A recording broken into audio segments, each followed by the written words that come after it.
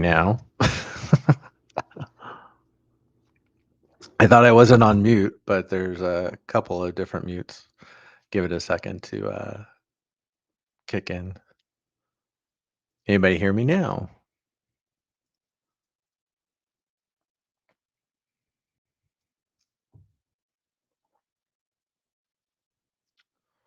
Still nothing? Okay, there it was. Yeah. It was like the triple mute. so so as I was mentioning, the idea is I wanted to put this session together because I do get a lot of questions about cybersecurity certifications in ICS OT. I've been getting a ton of questions. I think I've had probably 5 or 6 people just ping me within the last week with questions related to ICS OT cyber certs, and whether it's their kind of split in 2 buckets. Typically, people that are working in both IT and OT today. And so there's questions of, hey, which should I focus on first, the CISSP or something like Grid or GICSP from SANS, or I'm trying to get into the field from IT. So what does that what does that look like? Or they're in OT and then they're trying to understand what the next approach is from a certification standpoint. I do have to apologize. I got this nasty cough that is only getting worse with allergies. So, but when you look at, sorry, maybe this won't go that well. Um, so we look at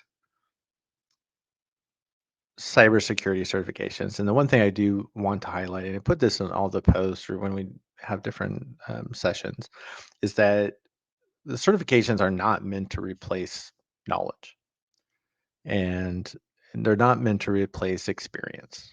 Right? And that's one thing to keep in mind. I think sometimes you can use them, especially in IT, and I come from the IT world. And I remember using tests like CompTIA initially, like A plus, Network plus, 30 years ago, practically at this point. Whenever they first came out, I was taking those exams, and they can act as a shortcut to help you get that first initial job, right? Get your foot in the door. And that is true to some degree in control system environments, but not as much as one might think, right? Just getting a certification in ICSOT does not guarantee you a foot in the door. I would say in most places. So it's very different from that perspective than in IT. So I did put a slide or two together. So I did not do a lot of crazy stuff because I wanted just to keep this pretty simple, pretty straightforward. And so I'm trying to just look over on the other screen, make sure I'm not missing any questions as they start to come up. And when you look at, there's 2 main paths. And as you have questions, just throw them in the chat, and then I'll probably just jump back and forth. But there's 2 main paths that we see in cybersecurity certifications when it comes to ICS/OT.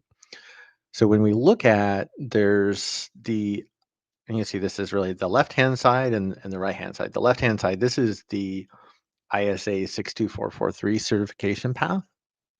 And then on the right-hand side are the 3 courses that SANS has in ICS that have certifications. So they actually have some other classes related to ICS, but they don't have cybersecurity certifications right now.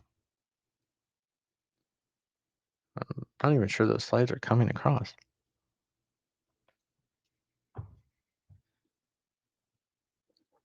I'm not saying I'm come up on the other side. So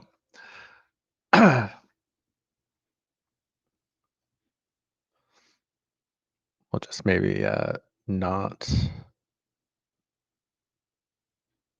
Let me try one other thing real quick. It's not like I haven't done this before. uh, Let me try this.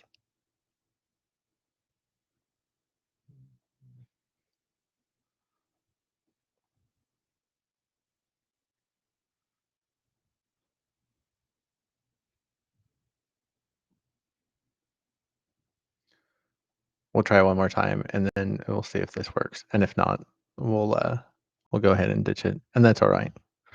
So, um, yeah, we'll give it one more sec. I think I did see somebody talk about looking at doing both 62443 and maybe Sans this year. So,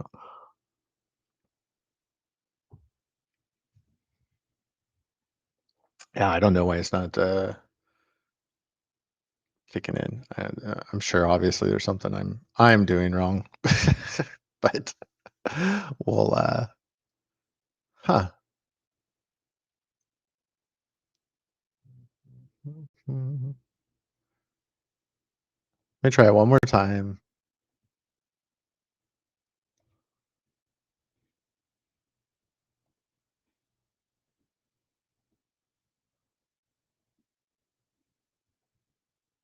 Like share. Now I see it. I don't, yeah, that was weird. It wasn't there before. Okay. Now it should look different. Okay. I appreciate everybody's patience. A lot easier when I just teach over Zoom. All right. This should kick in a second. Okay. Yeah, you can see it's popping up now. I think the only other problem with it is if I'm on this side, I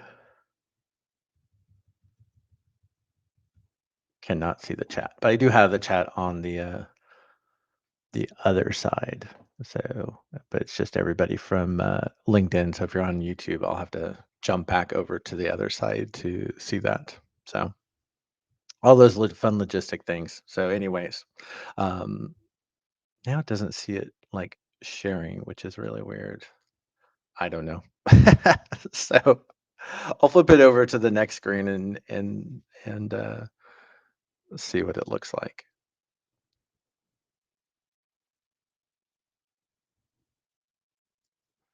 I'm seeing how much of a delay is there.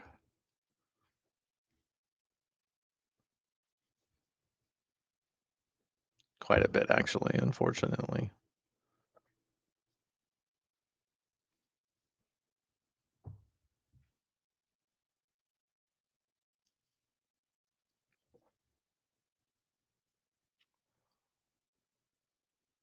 There's a big delay. Okay, I'm just gonna stop because yeah, there's just I think that's something's going on there, and that's just gonna make it probably painful for everybody. So we'll just have the discussion. I see a couple of questions already coming through, so I really appreciate everybody um, taking the time to join and add today. So um, I know is it Arvador? Yeah, I probably butchered that. I have to apologize. So I'll take IESA, IEC 62443 trainings, and the SANS trainings are great, but they are indeed costly. Yeah, and that's one of the things to point out is when you talk about the 62443 series, right? When you're talking about 62443, there's 4 courses that you take, and then each one of those has an exam. So there's 4 different mini certifications that you can get in the ISA 62443 series. And those costs, if you're an ISA member, which costs, I think, about $150 or so, don't quote me on it, but about $150 to sign up, that you get the courses for about $1,200, if I remember correctly. So if you were doing, and this is US, so if you were taking all 4 courses, they're about probably 5,000 US dollars to get completely certified. Now, when you do the ISA 62443, some of the advantages is of that are ISA is internationally recognized. And so um, really, or I should say, ISA is a US based entity, but because they do roll up in a way under IEC because of the way the standard works, because of the 62443 standard, then it's internationally recognized. So everyone globally not only recognizes the certification, but the standard that it goes with, which 62443, if you're not familiar, that's the gold standard or really a family of standards that we use for understanding how to secure a control system environment. Right. So it's a big win there. Right. That's probably the best advantage. And if you're looking for something with the best name recognition globally, then and cost wise is going to be much more cost effective to go with 62443. I would say some of the disadvantages of the ISA courses is they are designed or they're written to teach control really to teach in part 62443, right, to introduce people to 62443, and then it was written more to help people from an OT background understand the basics of IT cybersecurity. So if you come from an IT cybersecurity background, these tests are going to seem super easy to you. Again, I guess another one, don't quote me on it. Um, but so just remember with ISA, you have to take the course. You can't just go take the test. So you have to take a class before you even get the ability to register for the course or for the exam, and then you can go take the exam. And if you come from an IT cybersecurity background, you're probably going to have a much easier time than folks that are coming from the engineering or the OT, the automation side of the house. Right. I think, and that's typically true with the people that I talk about after they take the exams. So yeah, it's just the way they teach it. I think the one thing I definitely do not like about that certification path is that once you get all four courses taken and you've taken all four exams, they give you what they consider kind of the one roll up certification called the ISA 62443 expert. Taking these courses and these exams do not make you an expert in 62443 or control system cybersecurity, unfortunately. Right? When you talk about becoming a master of something, you're investing what 10,000 plus hours. This is a couple of classes and a couple of hours. Maybe you are a person that has 10,000 plus hours in control systems and in control system cybersecurity, and you might consider yourself an expert. But just going to take these exams and these courses, they do not make you a expert per se. It's good background information. Again, it's written, I think, to me, it's written more for folks from the OT side because you'll see there's a lot of time spent on covering IT cybersecurity topics, which is great, which you have to do, but it just seems like it's abnormally much more of a focus than you would if you were talking with somebody from an IT or an IT. Sorry, somebody's out there driving the dog crazy. So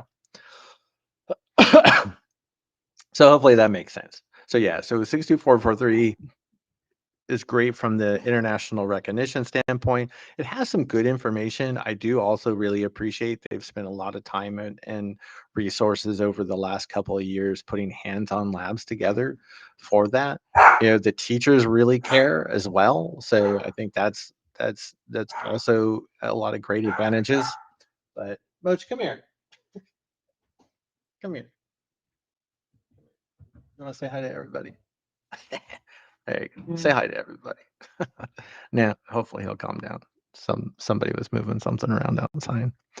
And so 6443 is great from that perspective. And again, it's going to be the most cost-effective option that we have. With SANS, right, SANS is going to be bar none the best type of quality content and instructors that you can get.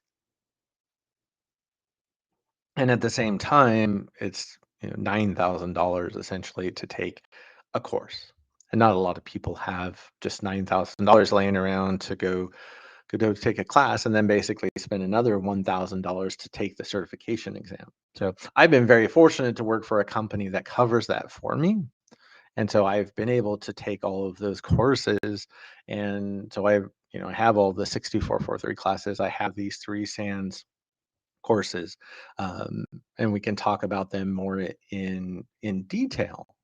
So they're incredible. I always tell everybody, if you could, the best class I've ever taken, and the one class you would want to take is the grid class from SANS, and that's the one that was written by Rob Lee, and he teaches it only one time a year now at the SANS ICS Summit. And so that's, if you can make it happen, that's where you would want to, because you're sitting in the room with really the global thought leader in control system cybersecurity, and you're able to not only listen to him teach the class, and it's great listening to him tell stories about this is what happened with Stuxnet, and this is what happened with Trisis, and this is what happened and all these other different types of really monumental incidents we've had in the control system space. But you can also ask him questions. Now, not that you couldn't reach out to him on LinkedIn or send him an email, but if you're in the same room with him and able to interact with that, that's a whole different level. And so to be able to have that type of real access, it's, if you have the $9,000, it's worth every penny. So, but yeah, as Arvidar, I hope that's even close, points out, 62443 is much more cost effective than the SAN certifications. So I know Russ says, let's see, I'm specifically interested in water and wastewater for in my background and my background is all IT security. Do I need to go look into getting wastewater operator certs to break into that industry? So it wouldn't hurt. If there are other types of certifications associated with an industry that are not necessarily related to cybersecurity, but in how you would work within that industry, that definitely goes a long way into showing those companies, right? Those asset owners, those operators, the hiring managers that are going to be looking for hiring folks. It tells them you're very serious and passionate about a role, especially with water and wastewater, because that's one of those areas that's definitely neglected.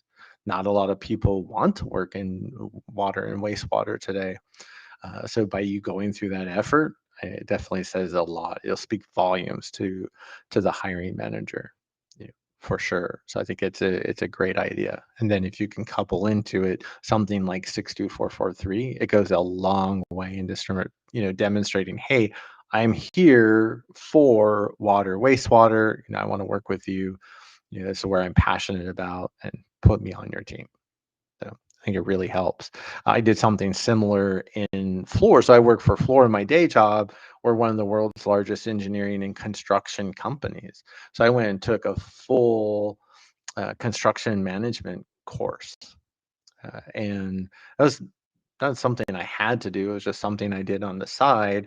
I spent a lot of time, put a lot of effort into that course. And I already had the job, but it was really just to help give me more background information into understanding, what does even Fluor do as a construction and engineering company, right? They weren't necessarily going to teach me there, that I was just there to be the IT security person when I first started. So, so hopefully that helps. So good luck with that, Russ. Jesus talks about, I'm going to do 62443 and the SANS ICSOT grad cert next year, which is a lot of work. So, but I've had a lot of people, Jesus, reach out in wanting to accomplish the same thing, and it's very very doable. So I think, and depending on how well you study, right, how well you take tests, right, everybody has kind of different different ways they work. Some of us are really, I'm a really good test taker. I admit it.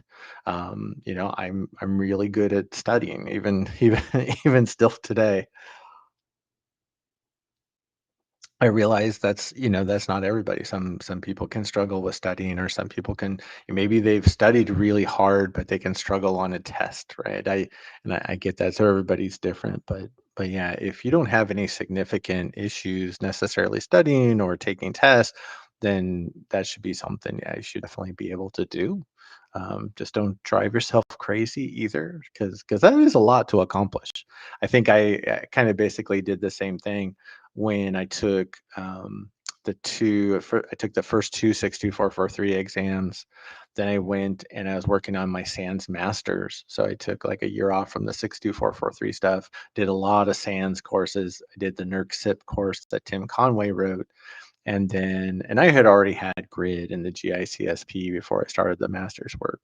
And then went back and did the other two 62443 courses. So, but so yeah, so like our radar says, yeah, Sans is awesome. It's just even I realize even for I think a lot of companies in the United States where we typically have higher training budgets than other countries around the world. Even I mean, even for folks in the U.S., it's really hard to justify $10,000. So yeah, worth every penny of it by far. And I can go back and I can talk forever about Rob's grid class, but with grid, it really is the one class that teaches you. You come into the class, even if you don't know anything about control system cybersecurity, it really takes these what some people think of as complex or complicated um,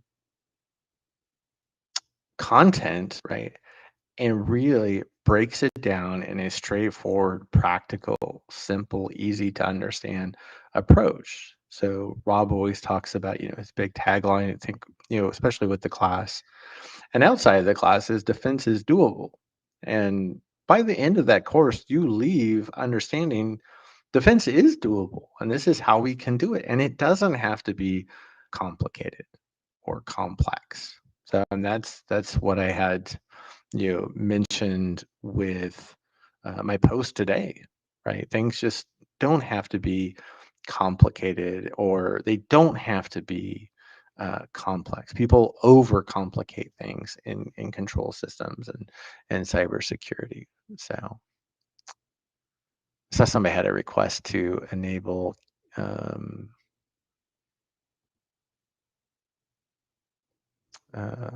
subtitles, but I don't know if that's an actual option. I don't see anything. I'll have to work on that for next time. I hate to say. I know it helps, especially for folks that aren't English native speakers. So I'll work on that for next time. I'm also working on having that added to my YouTube videos as well. But so um, let's see. He's just mentioned I'm doing the Dragos DPCU this month since we use it for our OT environment, which is great. Yeah, if you have different OT or ICS solutions like the Dragos platform, or there's others out there like Nozomi is another popular one you'll see. I mean, you see definitely Dragos at the top. You'll see Nozomi probably, kind of second most out there. So I do see a lot of folks posting on LinkedIn, especially talking about, yep, we use this platform. We, took the Dragos class or took the Nozomi course or from vendor XYZ. And I've heard all the great things from especially from the Dragos classes on their products. So I've never taken one though, so I can only tell you what I've heard. But especially if you use the products, then definitely it's great to be able to take those classes and learn how to do it the right way. So that's great. So let's see. Adil says, "Are there short periods of training? And I don't think I'll become an expert after completing all." Oh, maybe like is that the person talking about doing 62443 and SANS at the same time, especially with 62443.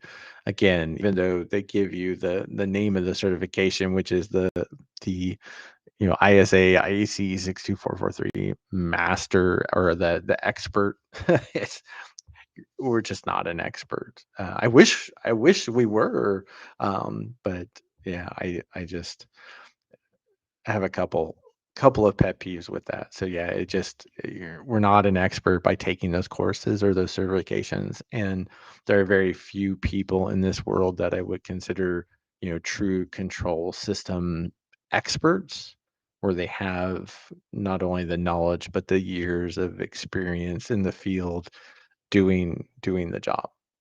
So, and hopefully they also want to share that knowledge and that experience, but that's not always necessarily the case. So, so say I've asked for an ICS or for an IT computer science background, is it required to take control system courses to understand control systems? I don't know, do you need to go to like a university or college to take courses or other courses that are out there? Um, I'd say not necessarily, right? You don't necessarily need to understand how to program a PLC. Like I'm a junior PLC programmer at best, right? That doesn't necessarily mean I don't understand how to design and build a secure control system environment, right? I get to work in some of the largest control system environments in the world. I'm not in those environments programming the PLC, and I'm not programming the DCS. It's I'm working on the different aspects of security in that land. So I would say, especially if you come from an IT background like myself, the more you can learn from the engineering perspective, the better. So if you have time to go take a control systems course, right? Or if you have time to take an engineering course, um, so much the better. I think it's great that, especially if you want to be in control system cybersecurity, you should understand at least the basics of doing things like programming PLCs. Right? It's definitely one of those that helps. It just helps give you more additional context and background information. Like when I always talk about to make you a better defender, whether in IT or OT cybersecurity, you want to go learn pen testing, right? If you can see how attackers break into systems, right, it helps you understand better how to defend against them. So if you haven't ever touched a PLC, if you've never try to upgrade the firmware if you've never uploaded programming logic to the PLC, right? That you've written from an engineering workstation, from your Windows laptop, that that you just don't have that extra connection. So yeah, so definitely the more you can do in that area, the better. It's just more great background information that will make you a general better all around cybersecurity person in control systems. So I hopefully that answers answers your question. I just saw the next one. That's for Julian says I'll have to. It's actually not a bad idea. I wonder if I can find one for him. I'm sure somebody somewhere has a like hard hat or like a engineering kit for or like they usually you get them in like construction worker kits for small dogs. So we'll have to do that. I think that sadly if I put that on LinkedIn it would probably be my most popular post of all times. so so I appreciate the effort. I'll definitely give you credit for that if I do it. So sorry about that.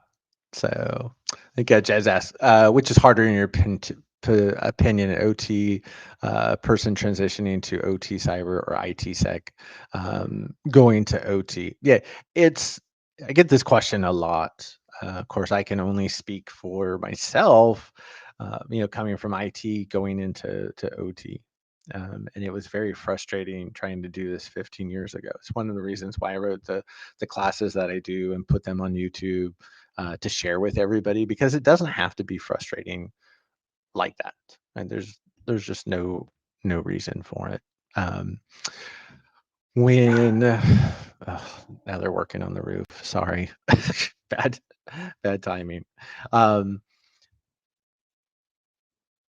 Yeah, I do talk with a lot of people though that have come from IT backgrounds that have gone to OT and vice versa, right? And I work at a large, one of the world's largest engineering firms in the company. We have 4,000 control and electrical engineers, and so working with them to understand, kind of their path into control system cybersecurity, right? I work with a lot of them as well.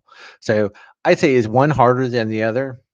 It's about the same, really. So it's just very, different pass, at least to get started.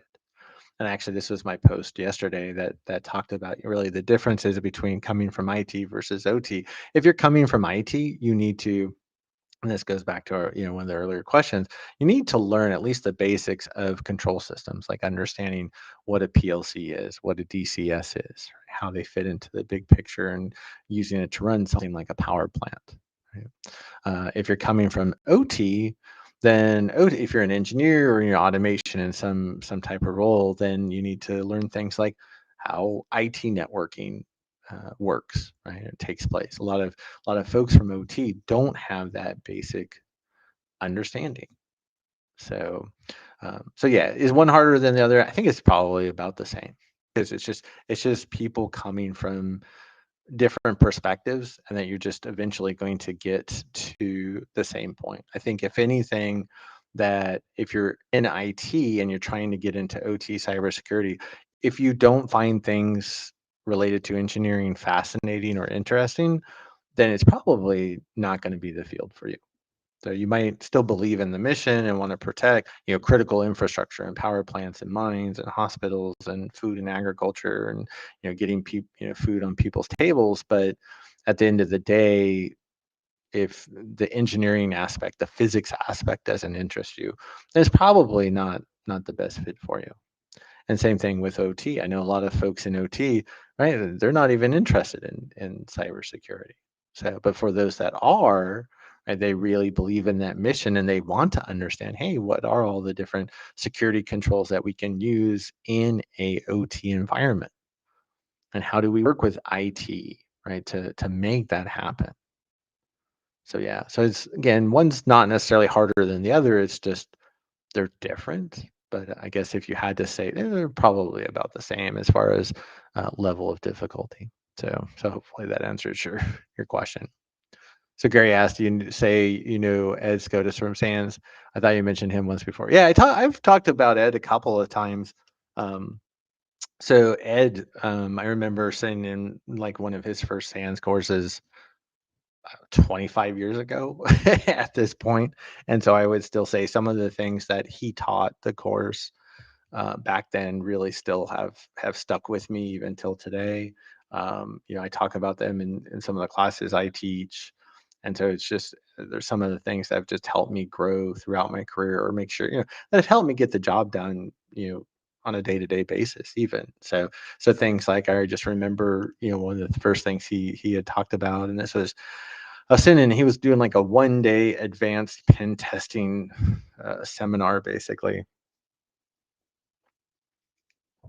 And he was talking about if you really want to understand how your tools work, even just something as maybe simple or straightforward as Nmap, but if you want to understand how Nmap really works, or if you're using Metasploit to launch exploits against a target, run a packet sniffer in the background, run Wireshark, and use that to see really what's going on behind the scenes, because that's the only way you could understand. And that was actually funny because when I went to take the SANS GICSP course, and they were talking about how Nmap works and how you shouldn't use it in a control system environment, but if you do, here's a couple of ways you can do it. And they had a couple of the command switches, and I had pointed out, like, that's actually wrong, because that's not how that works, and I know that's how it works because I sit there with Nmap and run Wireshark and watch how it works.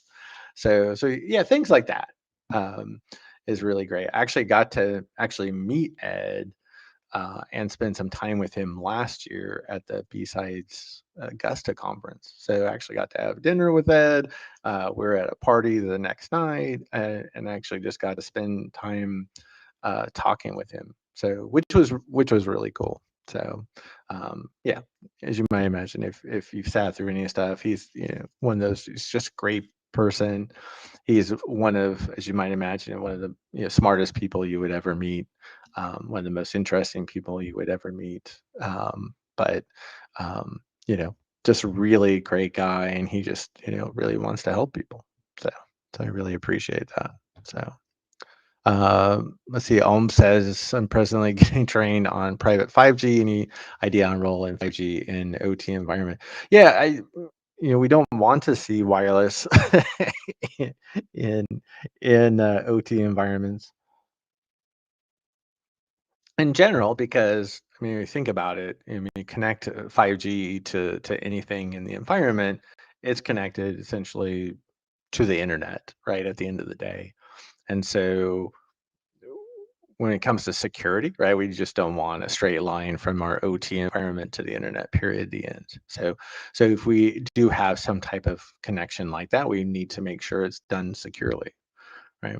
I have lots of facilities, within the United States that we would not want to see, that type of connectivity. But if I have, let's say, an offshore oil rig or an offshore oil farm, right? I'm not able just to run some Ethernet cables or some fiber out to those. We're going to have some wireless connections.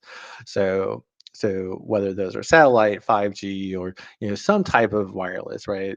Communication, right? They kind of fall in the same bucket from a security perspective. I think the problem we get into in control system environments is when you have vendors come in, they have some equipment that they maintain and they drop their own wireless connection there that you don't know about and that you're not looking for, and then you find out about it after the system has been compromised, and then it's like, oh, they had a 5G connection here that allowed attackers to come in over the internet and access those systems, and unfortunately that happens a lot. You don't hear about it a lot in the news because those compromises haven't resulted in anything that would be publicly visible, but they do happen. I hear about that a lot, unfortunately. So hopefully that answers your question.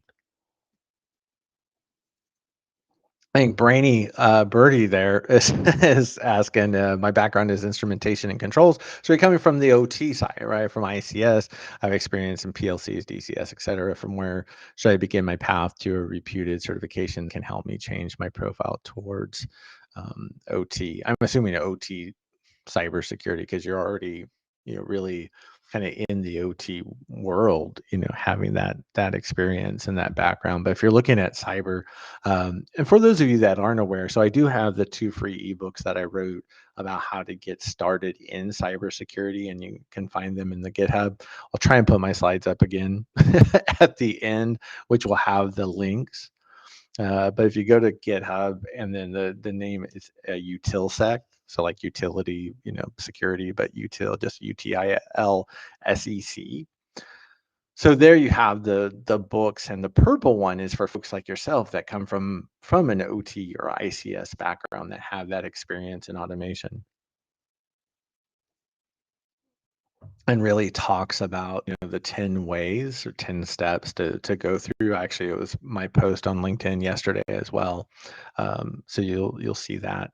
um, but I would say, if you're coming from the background and then looking at certifications, I would say, and this is where I tell folks that, especially if you're coming from an OT background, 62443 can be a really good way to help demonstrate that you have at least a basic amount of cybersecurity knowledge in the OT world, right? How it applies in ICS or OT. SANS can definitely do that as well, for sure. It's just a lot more expensive. If you have the budget, you cannot go wrong with taking like the GICSP and the grid courses from SANS. If you work in power, power generation and transmission, you work in a NERC SIP shop, so if you're in power generation transmission in North America, then go take Tim Conway's NERC SIP course as well. But yeah, I think most people typically will tend to gravitate towards 62443 because of the cost difference. And like I mentioned, 62443 is basically written, at least I feel it's written for folks like yourself from ICS OT rather than someone coming from IT. So a lot of that really should be new to you, and it should be a big advantage. Whereas somebody coming from IT cybersecurity, they're like, I know this, right? And like, why do I care? So I think it's hard for little people to go um, through there as well. So My opinion on Clarity. Clarity is another vendor. I really try to stay vendor agnostic as much as possible. Of course, everybody knows I'm a big Dragos fan, just in general. And all the work that Rob and all of the people at Dragos do, and they're the most, I think, visible out in the community. Doing the job. Um, uh, the other vendors out there, yeah, Nozomi, Clarity, right? I think even Rob will say, right, everybody's roughly the same. It's just, who you probably at the end of the day you like working with the most. But they're also a very effective solution that's out there. We can also talk about like Tenable's another one, Industrial Defender. I'm trying to think of some of the other folks that we see out there. Right, they're all pretty good. Good shops. It's just I think who you feel like you have a better connection with. Is probably what it really comes down to at the end of the day. So. But you can probably guess who would be my choice. So again, nothing against anybody else though. So, hi Andre from Remote Mania. I appreciate you jumping in. So asked, where can you get the documentation on detail about the 62443 standard? And this is the one bad thing about the 62443 standard is that it's not free.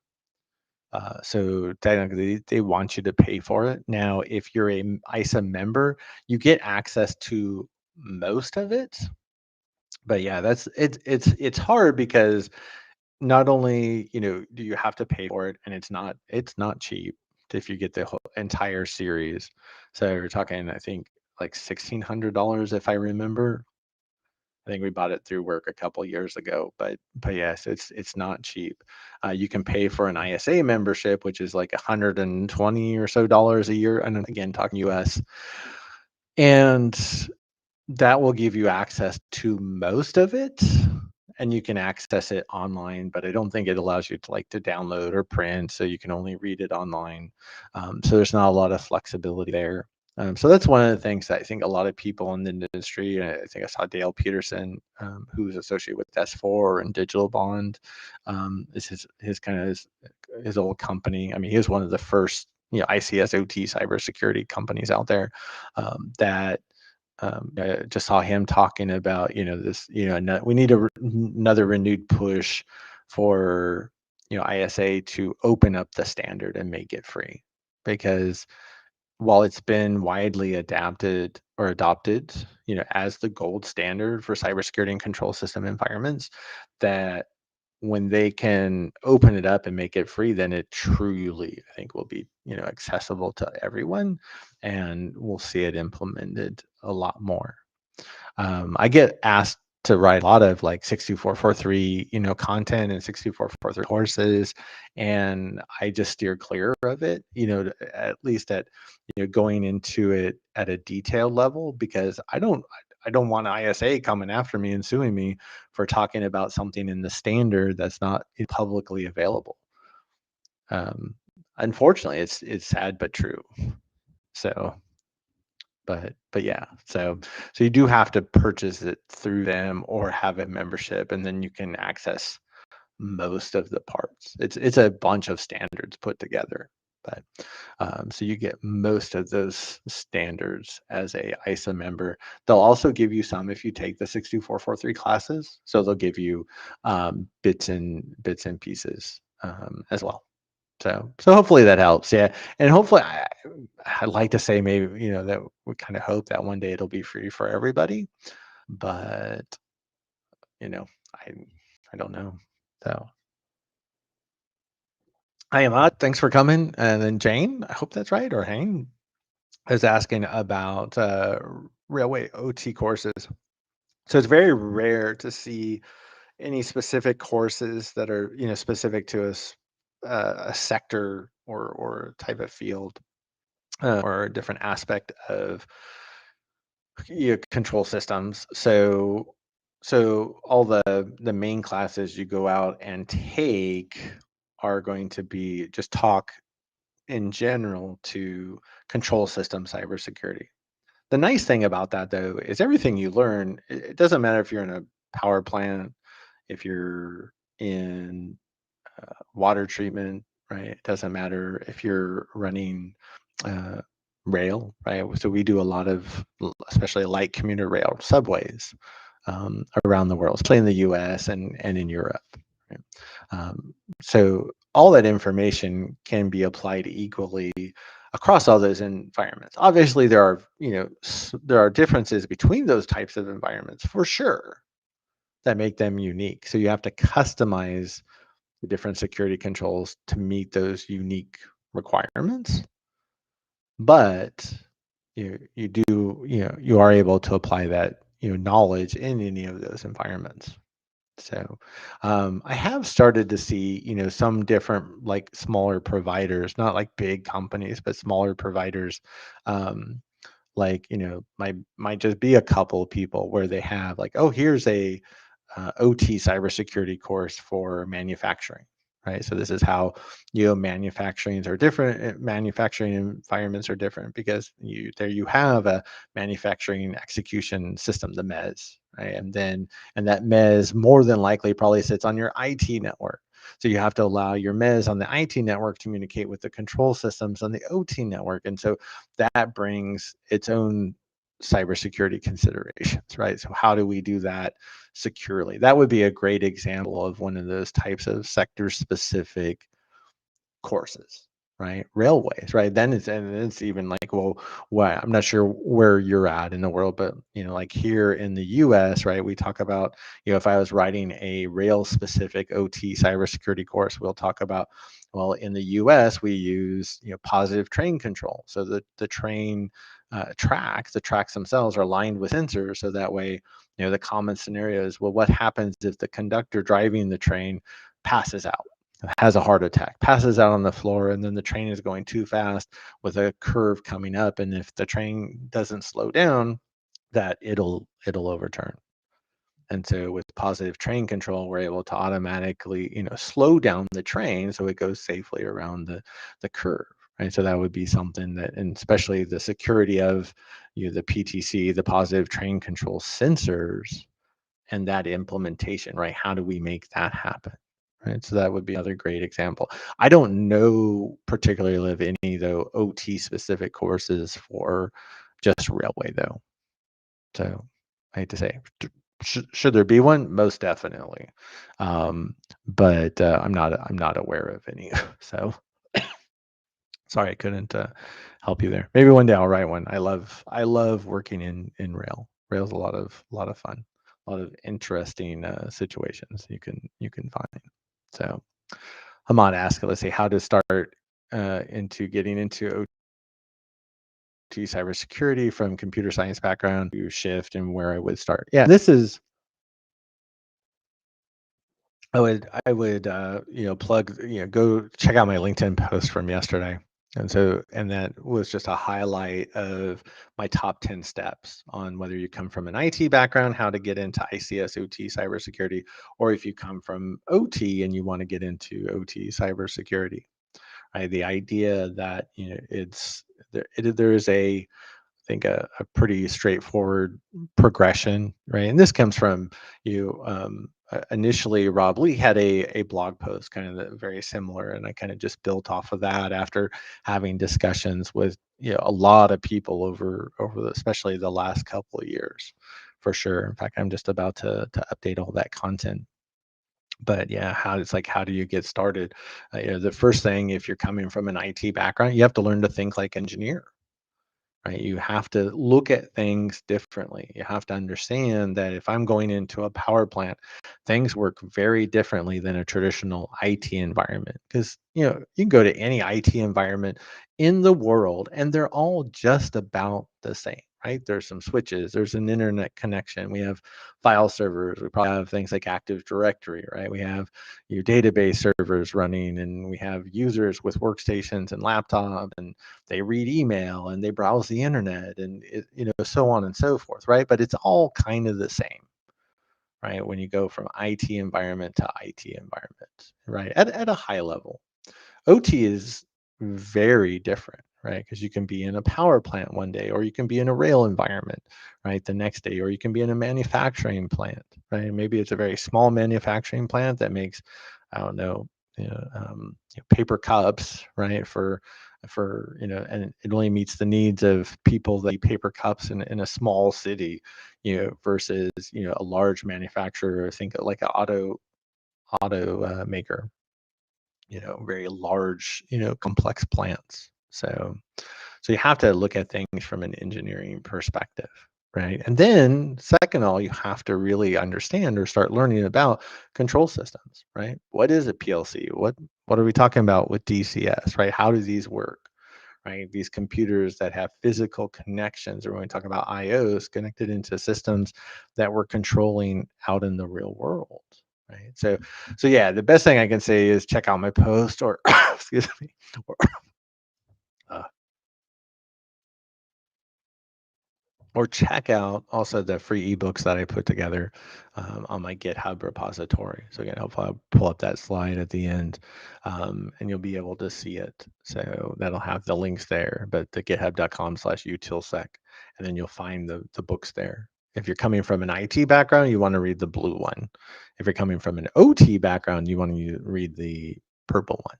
So hopefully that helps. But feel free also to reach out, ping me on LinkedIn as well anytime if you have questions after this. So Mod asked, I'm control and instrumentation engineer. What kind of advice to be OT? So if you want, to do more OT cybersecurity. So, and also what's in the future for it from your view. I don't know if there's anything particular about that. I mean, the need for OT cybersecurity is only continuing to increase because the attacks and the number of attackers targeting industrial control and OT environments is only continuing to increase. So the one problem is I think we do have a lot of people that want to learn about ICS and OT cybersecurity, which is great. The problem is there's not a lot of roles out there. Um, and so, there's only so many power plants out there, right? And there's only so many oil and gas companies that actually have the money where they're going to hire people. The majority of OT environments out there, they're very small shops, like a small wastewater, environment. They don't have the money to hire somebody for OT cybersecurity. They don't probably have anybody full time for OT, let alone even IT. They probably have to go and get somebody on a part-time basis to come in and actually fulfill that role. So just for something to think of. So and that's kind of why it's a tricky situation in ICS and OT. Do we need more people? Yes. And then it's like, well, but so many of the environments out there, they just don't have the budget to hire somebody. And they're just waiting for something bad to happen, which is really really sad. Yeah, so yeah, you mentioned Rob Lee's blogs. Yeah, his blog site. I don't think he's updated, right. He's a very busy doing other things, and he runs a company. He just bought a new company. He talks at the World Economic Forum. He's actually going to be at B-Sides Augusta this year, so it'll be good to see him again down there. But yeah, he has a lot of great information that's there. And again, you can't. These days, right? He's the global thought leader in cybersecurity for control systems. So yeah, who else better to listen to than Rob, for sure. So so SANS NERC SIP course is only available in the U.S. region. So does it mean that is more relevant in U.S. and not to other regions?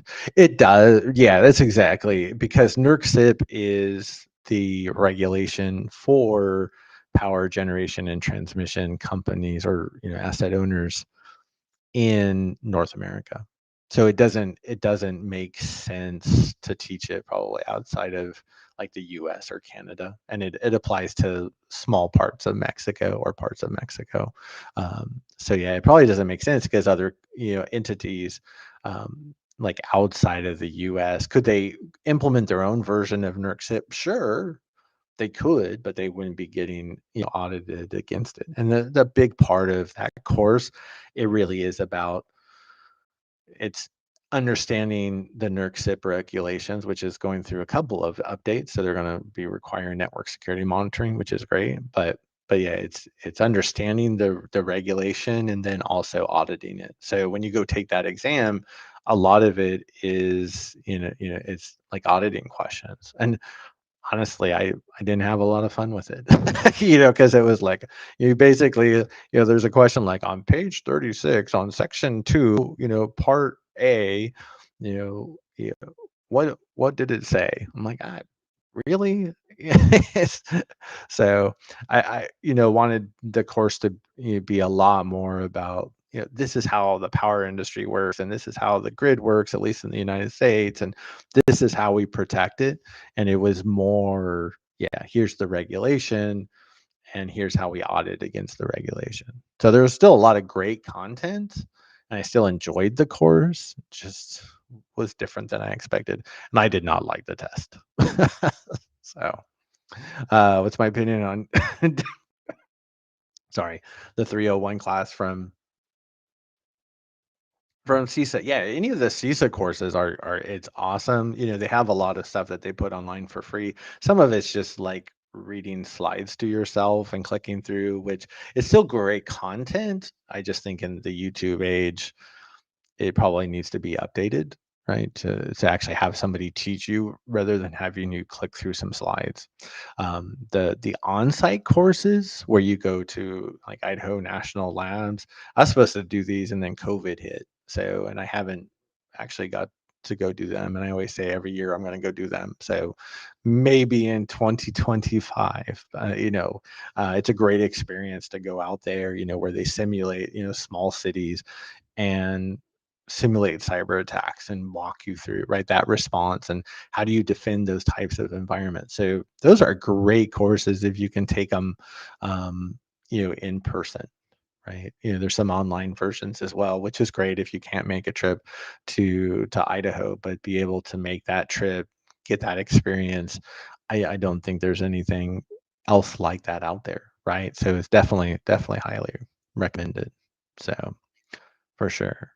But um, let's see. I know we're kind of wrapping up. I have a little bit of time, so I can kind of hang out a little bit longer for those that want to stay, but completely understand if folks need to drop too.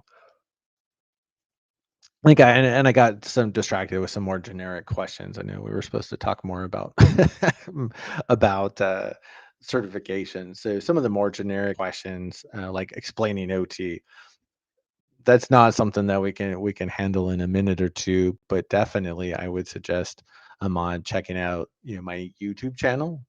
And if you go to YouTube and look up utilsec, UTILSEC, SEC, or you can look at Mike Holcomb, you'll find it. And then I have an entire getting started in ICS OT course. So really the first, 3 parts will answer that question. So that's about probably 5 hours of content. So it's probably a little bit more than you're looking for. I think the real quick and short answer is OT are when we talk about operational technology, it's computers that we use to move things in the real world. So like if I have a manufacturing plant, that manufacturing plant probably has a conveyor belt that moves, right? That is controlled by what they call a programmable logic controller, or PLC, right? That PLC is a type of OT. So hopefully that gives you kind of the quick answer. So see, what's the name of the book for getting started? So actually, it's actually called Getting Started in ICSOT Cybersecurity. It's on my GitHub page. If you go to GitHub/utilsec, you'll find it there, or just ping me on LinkedIn, and I can send you the links. So um, see, if you're coming from IT audit, would I recommend 62443 or the SANS GICSP 410 course? If you have the money to spend and you want to learn more about ICSOT cybersecurity and you're choosing between those, I would say do the GICSP for sure, because it'll actually teach you so much more about ICS and OT. I use those terms interchangeably here. So before you go take the GICSP course, I would say go watch my videos on YouTube. Go watch that Getting Started in ICS OT Cybersecurity course, because I wrote that for, it's like, this is the class I wish I had before I went to SANS to take the GICSP course. So definitely go check that out. So for labs and learning attack defend tactics, do you know any documentation for building sorry, a cyber range? Yeah, there's not a lot of material out there. Um, there are some of the lab environments out there like Hack the Box. They now have a premium environment where you can go that they actually built out with Dragos, that you can do. So there is a cost associated with that, but otherwise, you can build home labs. That's kind of some of the next content I want to build out. I've done a little work in that area, but not a ton. So, but I think there could definitely be a lot more there. So, are there vendor specific certifications that are worth spending time for that? So when you say vendor, so if you're talking about different products, like, it's just you would get the ones that those are the ones that you work with. So Dragos is the biggest one. Or if you didn't have one of those products and you're just trying to think of maybe it helps me get a job, I would go with Dragos because that's the the the, the based off of the market share, that's the biggest one that's out there. Um, if you're talking about, there are some other companies out there that do training. So Exida is another one, as well as a group out of Germany called TUV, like TUV. So they also have, they're considered vendors that have more specific ICS OT cyber training. We've had some vendors in my day job, or sorry, some engineers in my day job go take some of those classes, and they sound kind of like the 62443 courses, right? They're affordable. They definitely don't go in depth like the SANS courses, um, but it gives you high level information that kind of gets you pointed in the right direction. So um, then we'll take this last one, then I'll probably jump. But like I said, if any folks have any questions, feel free, especially ping me on LinkedIn. That's always the best place to get me. But will network engineers have more scope in OT security in the future? I've met a few OT managers that say they do need more network security engineers. What's your opinion? It depends on the environment. Some environments, and it's just one of those, you go into environment and like IT is responsible for OT and IT. You might go in and into an environment and IT has nothing to do with OT, or you go into an environment and it's very mixed, like 50-50, and every possible combination as well. So that's really it just depends on the question. I think you will start to see more OT security positions, which is great. I will also say OT security positions don't make as much as IT cybersecurity positions today. So you actually see OT people moving to IT rather than the other way around. And it'll be a couple of years before that probably kind of evens out, unfortunately. So um, I got a few more minutes if folks want to stay around. Take a couple other cert questions. So Brad was asking, is it worth to go for any cloud certs? So there are cloud certs, but we typically stay away still from cloud in OT environments. We don't want that integration unless there's a true business need. So will those help if you're going to work in a cloud environment or an OT environment that's going to have cloud? Then you want to find out, well, what type of cloud connection, the applications are they going to host? Are they going to be in Azure, AWS, or Google? So then, if they're in Azure, you want the Azure certs. If they're going to be in AWS, you want the AWS certs. Those types, those ideas. So in the larger OT environments, you'll see, definitely cloud implementations more than likely. So yeah, it definitely wouldn't hurt, but I would focus on making sure that you have those basic OT certs like 62443 or SANS first. So, did you see the Silver Streak? That's an old movie. I think I think I saw that when I was probably like 12, 13, 14 or so. Uh, I actually got thrown into rail. So at Floor, we work in all different types of environments, and I'm in the lead for ICS globally. So if there's a project, I have supposedly, supposed to have my hands in it in some way, shape, or form. So I actually ended up getting to go do a tabletop for a subway in the United States for a subway operator. That was my first introduction to rail, and I really, really liked being able to do that and going out there and ride the trains and understand the environment and how I would break into that environment if I was an attacker and build out that tabletop exercise. And that was my first real on-site experience with rail. So that was awesome. So. Let's do the high cost of ISA and SANS training. How valuable is Security Plus and FortiGate knowledge and certs for beginners in OT security? So Security Plus is a great. I always tell everybody Security Plus from CompTIA is a great certification. I even say, especially for OT folks that want to learn about IT cybersecurity, go study for Security Plus. Even if you don't take the exam, going through that material helps you get that knowledge. Even though I say still get the certification. So that's the best thing I suggest for folks from OT and IT as well. I think Security Plus is an incredible certification because it covers a lot of great information. It helps you understand and nail the fundamentals of IT cybersecurity, and the certification exam is so affordable. And most people don't even have to go take a class, right? You can watch YouTube videos, you can read a book that might be $30 or $40 rather than spending, thousands of dollars on a course. So yeah, I'm a huge fan of Security Plus for everybody, especially if they're getting started. And it doesn't matter if you're coming from IT or OT. So all right. Well, why don't we wrap it up? I appreciate everybody for coming. Again, if you have questions, feel free to ping me on LinkedIn, and I'd definitely be more than happy to answer questions there. So, again, sorry for the little technical or the Mike Holcomb glitches in the beginning, and the cough that doesn't help either. But I am glad. I don't know, wanted to have this conversation today that folks were interested. And so thanks again for everybody for coming. And then again, reach out on LinkedIn.